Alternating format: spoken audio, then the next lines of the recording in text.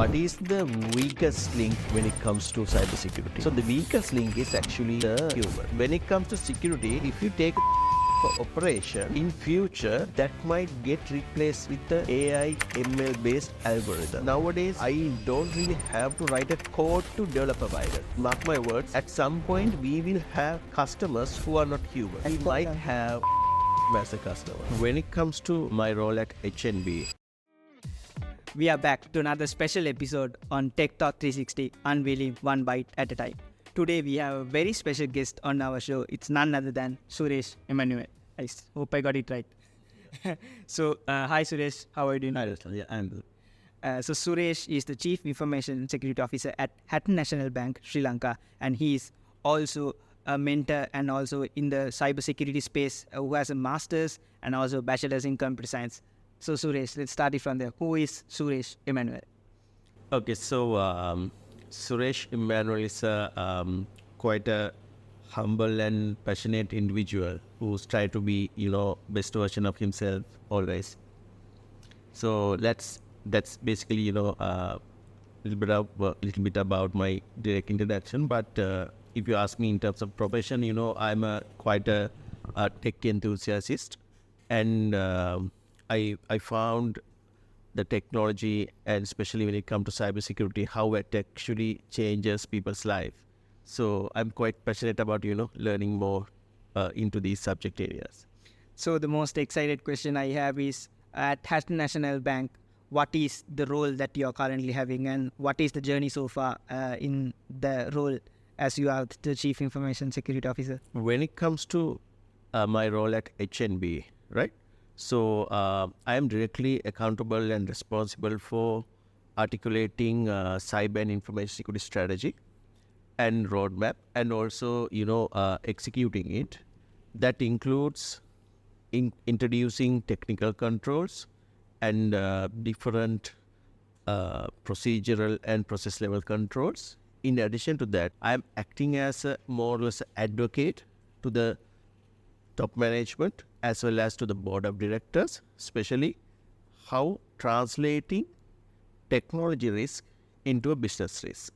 So that includes, different level of risk in the organization, how I actually taking and highlighting them, prioritizing them, and also taking the call, what can wait, what have to be prioritized in terms of implementing certain controls and also technology-related investment to the organization.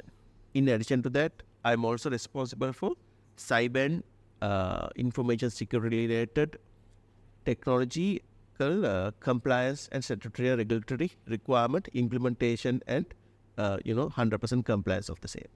Amazing. So Suresh, if I just ask you, from where does this journey began? The journey into the cybersecurity space, and how were the degree and the stuff that you did during the university era? How did everything began? Okay, so honestly speaking, I never ever intended to want to be a cybersecurity specialist in my life. So I actually, like everyone, I want to start as I want to be a programmer. Then, a bit of hard way, I found out, coding is not my forte. Then subsequently, in my career, then I got an opportunity to work as a network administrator in a global firm. So while working there, then, I started studying and, exploring about these network security related concepts, how to secure, those days there are quite a number of malware attacks coming in. Then I'm quite passionate and, curious about learning them more. Then I actually, in the same firm, I got an opportunity to work in the information systems audit department, which is quite a responsible role from discovering technology risks from the organizations, especially identifying them and, proactively helping the financial auditors to understand the, level of assurance they can rely on the systems, so that when your financials are on systems, you need to provide assurance to their board of directors of organizations that they are properly managed, and access controls, these kind of security requirements. So basically, then from there, I actually got a opportunity at another global consulting firm to move into a uh, more consulting role in IT security. So there I actually, I gain a lot of exposure, experience, especially into consulting into global firms and large conglomerates in the country, also to, providing consultation work. Then, I also work, then from there, I moved into the national airline. There I stayed about close to a year there. Then subsequently, I moved into the one of the largest conglomerates in the country, probably the largest conglomerate. So there I actually, expanded my capabilities, got more exposure. At same time, I started, completing my all of education, starting from international diploma in computing, from the BSc in computer science degree, then subsequently a lot of information cybersecurity related qualifications. Then also I understood at that point, I can't be good at technology, especially um if I don't understand the business. So I decided, end of the day, we all work to drive the business and also to safeguard the business. Then, then I decided to, pursue a MBA. Then, it's a good call which I made at that time, which actually helped me to understand, the different perspective of business operations, how marketing management works, how financial systems works, especially how international business works, those kind of, the way the business operates. Then, with that exposure and the experience, I got an opportunity at a bank where, to take over the cyber and information security operations in that particular organization. Here is a man who imagined machines that could think.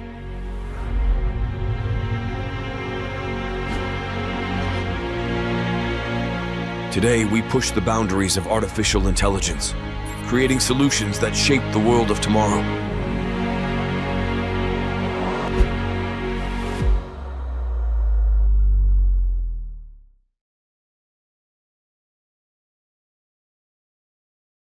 In those days, when we started the education of cybersecurity, the information security, these are like quite a buzzwords only. We didn't have the access to a lot of education like this before. Even like the CH kind of courses, that's the like very first time they've been even released to the country. And we didn't even had the recent cybersecurity at that time. That's one of the reason we I also quit the Bachelor of Computer Science or ED. So during this period, I actually continued my education work, had it and in parallel. That actually helped me to leverage on the what I learned and also practice at the same time, apply the theories which I've been learning with the real time enterprise level environments, test it out. That's actually give me upper hand, obviously out of compared to the other students who probably purely doing full time studies. I would say that actually gives me one of the advantage while with the time follow. Then from there, I established that in that particular organization where I established the security function there. Then, I took it to a different level. Then subsequently, I got another leadership opportunity. By this time, I was able to go up in the corporate ladder, come up to the assistant vice president at that organization. Then subsequently, I took over the chief information security function in that international bank. So there also I actually started as one like employee. Then it's a quite a big part was more established. We are kind of having hand with the business, and cybersecurity operations is very critical and crucial for the bank. One of the main reasons is the digital trust for consumers actually comes along with the digital security. So more secure the organization as well as the digital applications, the more trust you can gain for the consumers. So that's Because of that, I play a crucial role when it comes to the banking and environment. So, Suresh, that was an amazing introduction for our chat today. So, if I just ask you, you have done so many researches regarding cybersecurity and around that aspect. So, if you just say some key aspects that you have researched about, and if you can just give us an inspiration to the youth as well on currently how important is researching and finding new stuff and innovation. Absolutely. So, when it comes to the cybersecurity, it's a quite vast area, right? So you have different opportunities and different subject matters for you to research. The talk of the town or the buzzword or what is the top of the hype cycle is the AI and ML, right? So these days I actually doing research using AI and ML technologies. So the research is about what is the weakest link when it comes to cybersecurity or any security when it comes to. So the weakest link is actually the human, right? So for example, you can have a most sophisticated lock on a door, right? So but anybody can't break it. It's really sophisticated, right? But just imagine, what if you forget to lock the door? So that's the difference, right? So because of the technology part is also eliminated or became null and void because of the awareness of the human. So that is why it is very important. So I decided to, I've been doing phishing simulation in my organization to identify vulnerable and riskiest users of the organization. When I've been doing this for a long time, I just, more curious to identify pattern out of them. So I actually, per phishing simulation, I've been probably collecting about close to 6,000 to 7,000 of user data. So then when I've been doing this for like over 2 years, I actually accumulated quite a number of data. So then I decided to, why I can't do a pattern out of it. So then I actually went ahead and developed a AI ML based algorithm, which actually helps me to, identify most riskiest users of the organization. So based on that, by uploading this data, training the algorithm, then subsequently, applying it, and it helped me to identify a pattern out of, what age pattern of the users are more vulnerable, the longer they stay in the organization, how their behavior changes, and in terms of demography, how they are vulnerable, and also depending on their behavior pattern, click pattern, how they become vulnerable, and what is their behavior of natural behavior when it comes to browsing the internet and all. So with that actually helped me to kind of devise a different plan for different users, directing them for different level of training, including for certain, habitual clickers. Sometimes you can't really tell them about the repercussions only, but you need to help them to devise a new routine for them to change their old behavior. So these kind of psychological techniques I was able to adapt as a result of my research. So I'm actually now in the process of, developing this research into the next level, where, when it comes to research, actually, it's quite something, it's might not never end. You continue to develop a research to extent, then you leave it there at that point to somebody else to take it from that point onwards. So that's how it's actually, all this time, all the technology's been evolving. So similarly, my next level of the research is to convert this algorithm to a plugin and, then incorporate into popular platforms like Google, Worksheets, and O365 kind of platforms, a browser-based plugin, which actually analyze the behavior pattern and help the users to, by flagging them probably a flag, for them to identify a phishing email depending on their behavior pattern also. So that research is currently ongoing. That's one of the very fascinating thing I've been currently working on. He spent his career inventing the tools, toys, software, and projects that popularized the view of computers as incubators of knowledge. We carry his torch, inspiring the next generation of innovators through innovative learning experiences.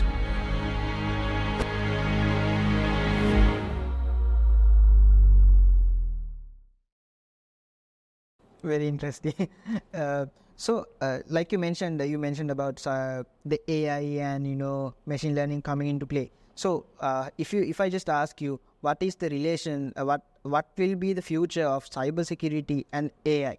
So, when we connect both together, how strong? I mean, I think it's going to be really strong, and what the things that when both combines together is going to be really interesting. What do you say about it? Yeah, it's quite interesting question, Russell. So, if for me to elaborate that answer, I'll take the security perspective first. When it comes to security, we've been, I'm not sure your family. I'll take an example as a security operating center, right? So, security operating center is a function which actually, analyzes the logs based on the correlation rules which get detected, then subsequently do the, the escalation, and also probably you call it level 1, L1 support to identify and remediate a cyber attack, right?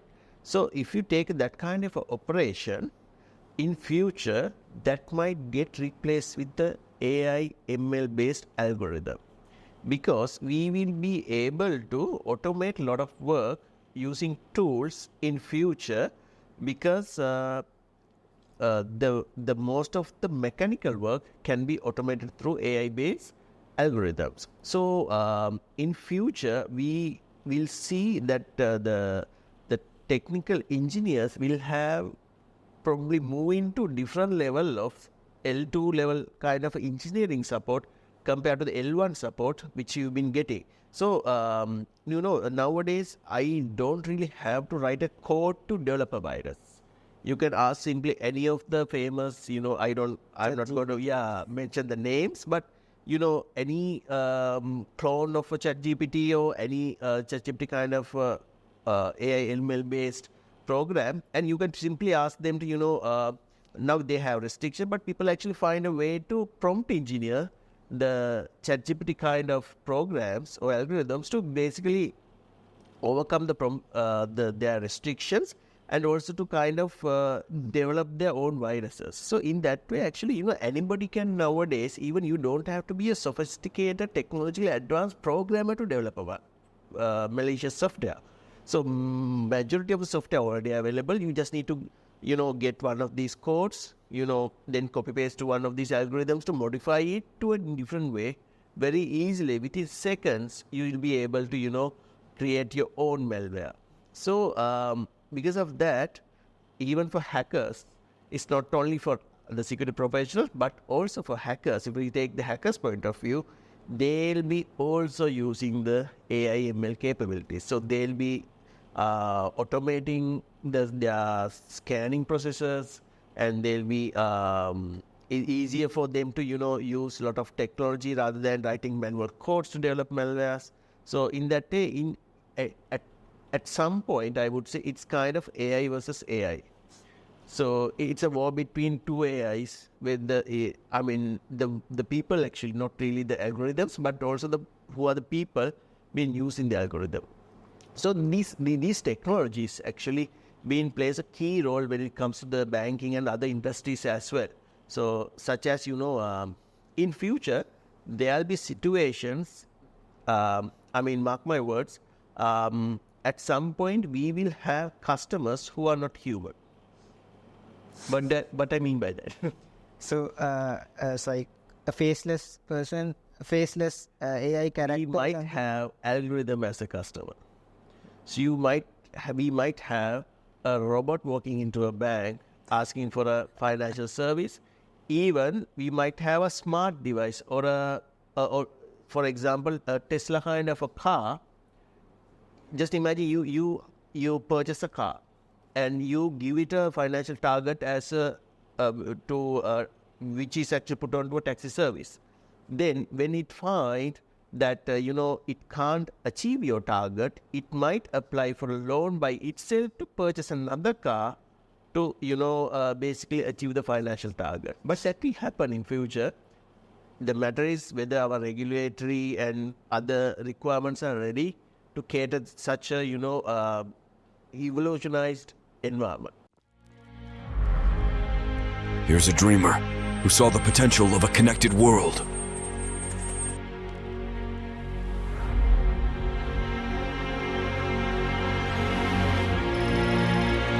We continue his legacy, enabling humans and nature to thrive in the boundless realm of cloud computing.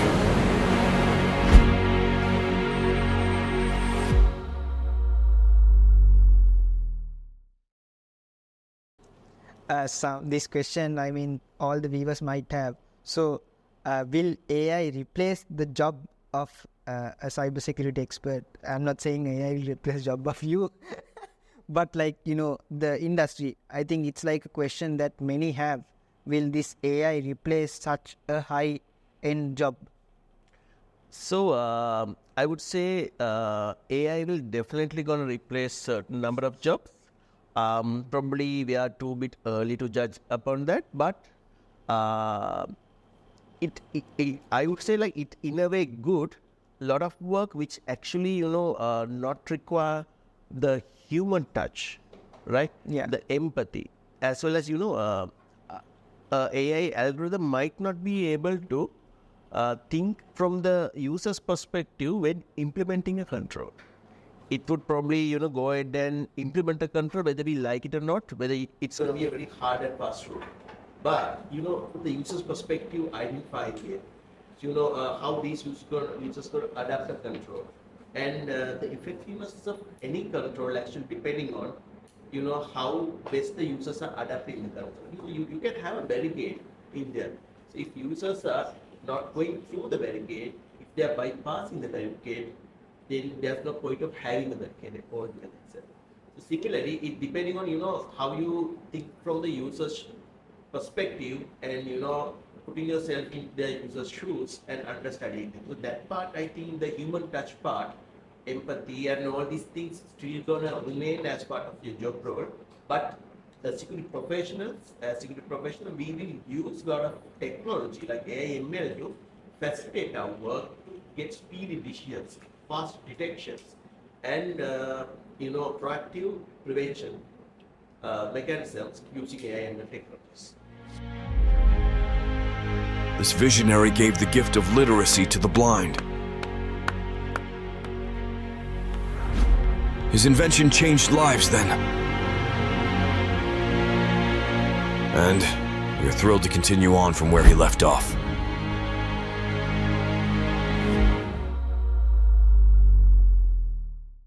So Suresh, if I just ask you, since you have done a lot of research, if I just ask you, how do you enterprise level organizations like a bank, for example, how do they build these cybersecurity strategies and plans and through the framework? How do they build action?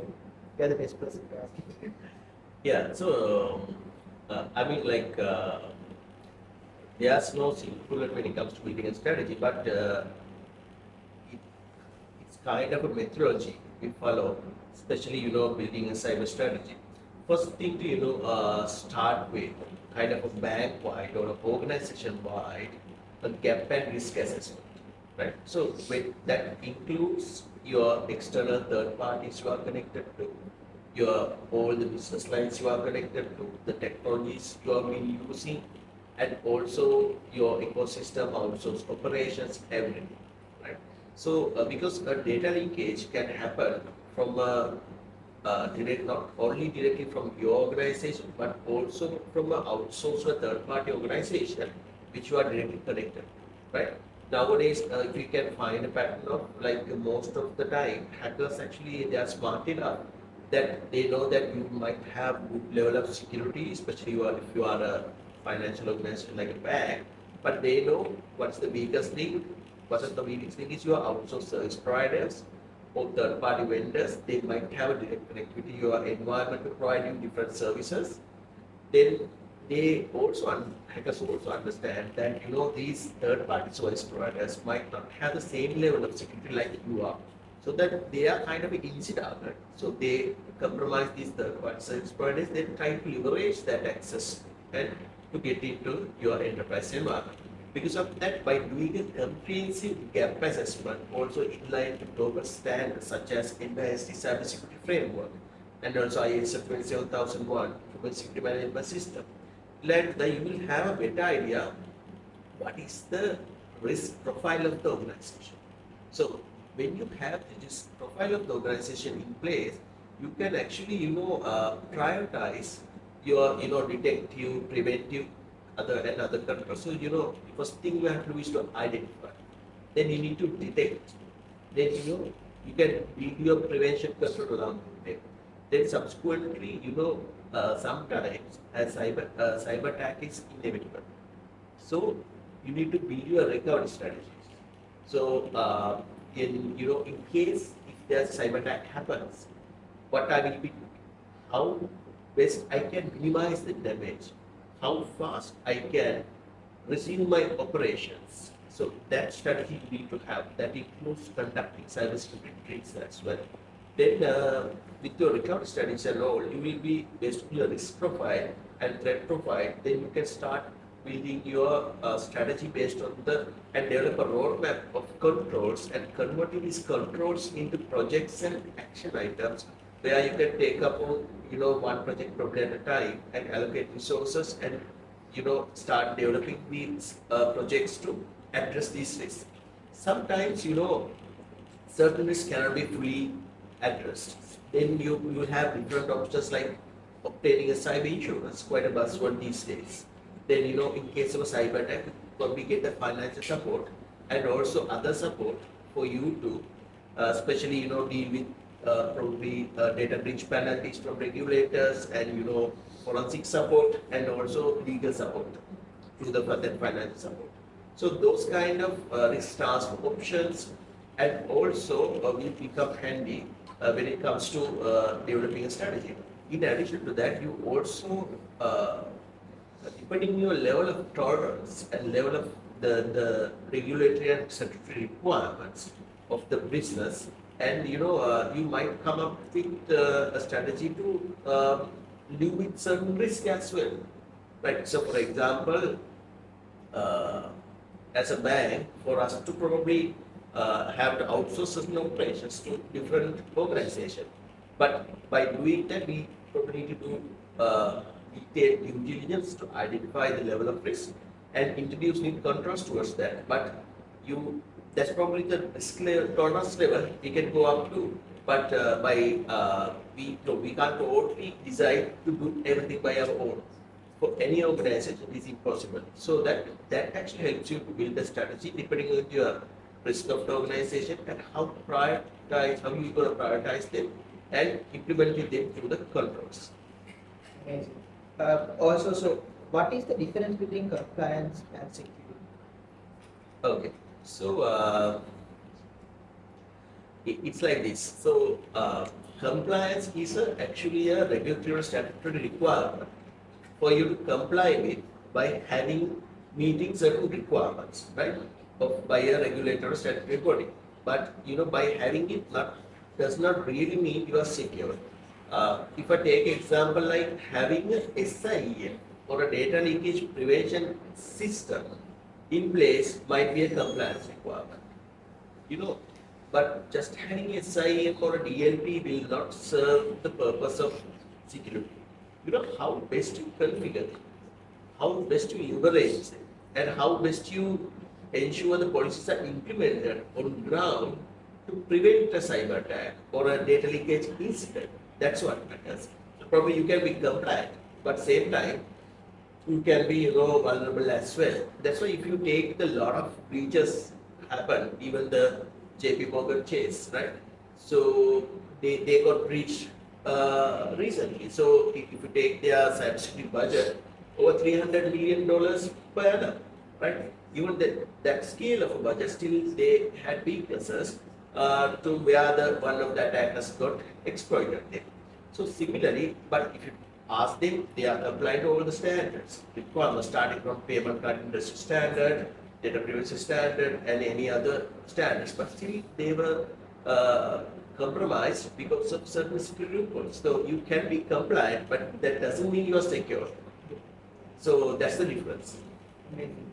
So if I just ask you, there are many people, so probably the trend, but there are many people who wants to get into the cybersecurity industry and who are starting to learn cybersecurity. There's a lot personally. I'm familiar on cybersecurity as well. So if there's anyone who wants to get into the space and get into the industry, what sort of advice that you have? And again, I'll plug in a question. But if I ask you, are there any opportunities in terms of cybersecurity? Personally, I don't see many opportunities yet in Sri Lanka. But what do you say? I'm just asking you. Yeah. So before I answer, if I share with you a couple of stats, globally we need about 3.8 million to 4 million cybersecurity professionals, meaning there's a vacuum of close to 4 million cybersecurity professionals globally, right? In our country also the same, so we don't really find qualified and capable cybersecurity professionals in the country. So if you Google and probably what are the top demanding occupations today, you probably find as one cybersecurity along with data science and all one of the top 3 occupations globally. So why is a demand? Now everything is almost digital, right? So with that current context, there's a high need for a cybersecurity professionals. So when we have this demand, but how do you produce the quality cybersecurity professionals? And that education system and also the course system, the practical training part of it, probably there's a disconnect in our country where some of your undergraduates will get a good exposure, but some might not. And also if you take cybersecurity itself, it's a quite vast area. So there are people who specialize in governance part. There are people who are specialized in offensive security part of it. And there are people who are really good at to be a SOC analyst, who are really have a good eye with the analytical skills. So you need to identify, I understand, what is your level of capability within the cybersecurity domain, what level of or kind of a job you are kind of pursuing.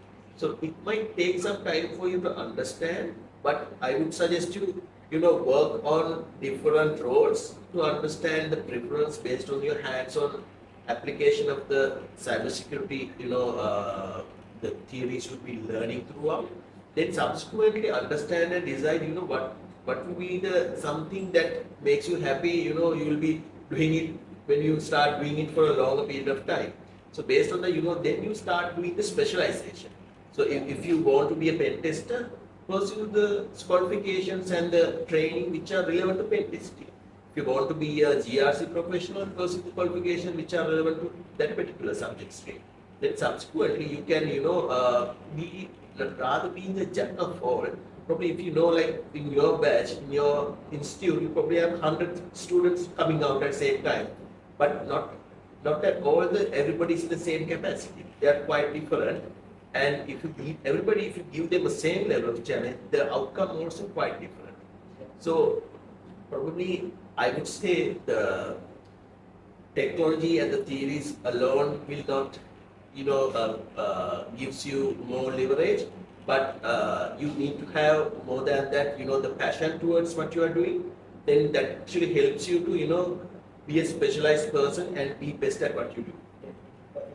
So this last question I ask, Suresh, is that I've been asking throughout my podcast, and I ask, so in terms of Sri Lanka, like I always say, we are like a bit behind in terms of technology and all the aspects that we see. But there are many people going abroad seeking better jobs and better opportunities. So if there's anything that you have to say to the youth in terms of your industry and everything that's been done, what do you say to the youth finally? Yeah, so everybody will have a different perspective on this question. So, what I would say is, grass is not really greener like you see or think about, when you try to go abroad. The market is quite competitive. Even in the country, we have enough and tremendous opportunities, right? So it doesn't matter like wherever you work, but something, as I said, you need to be passionate about it. So, when I I probably train about 10 to 12 graduate trainees per annum, right? So when I try to do that, so I don't really teach them technology, you know. So but I actually teach them to be how to be more disciplined, how to be the best version of them. You know, there's a difference between being disciplined, right? So what's your opinion on being disciplined? Doing it in Sorry for what you spot. but being good at what you do in a proper way or like in a correct way. Okay, that's no right or wrong answer. In my perspective, probably doing something maybe you don't like you like it. So like being fake is like For example, saying no to a piece of cake is probably the hard thing, right? But probably you might like to eat that piece of cake. But the discipline is if you decide, okay, I have no sugar this week, I'm not going to eat it. Right. Similarly, if you are to become a professional cricketer, nobody wants to wake up in the 5 a.m. and go around the grounds and do the workouts and hit the gym and everything, right? Sometimes they hate it, but still they do it. They like it. Why? That's the reason. So when you teach them to be, good at their soft skill and be the best version out of them, they automatically get good at what they do. So they want to be the best pen tester. They want to be the best, GRC professional. They want to be best data privacy protection professional. So that's the, something I found out over the period of time, which I've been teaching to my direct reports and my employees or my staff members who are working directly under me. So by doing that, I found their productivity and their passion and actually really improves, and also it actually gives them a leverage and upper hand ahead their other colleagues and peers in the industry as well. So like I said, whether it's about the journey you are adapting, and it doesn't matter where you are, overseas or in the country, everywhere there are tremendous amount of opportunities, but how you be good at what you do, that's what matters. And have targets, drive them relentlessly, then you will obviously excel in what you do. great answer. So is this your, I'm just asking, is this your first podcast or you have to? Honestly, I will, very privileged to be here, and this is my first podcast as well. And thank you very much for the question. Thank you so much, Nusret. Despite your busy schedule, I know, I can imagine how busy you are with the you get everyone. Thank you so much for being here and sharing a lot of insights to the readers, and I think it's a great episode today we have done. Thank you, and we'll see you again. Thank you so much. Pleasure of mine.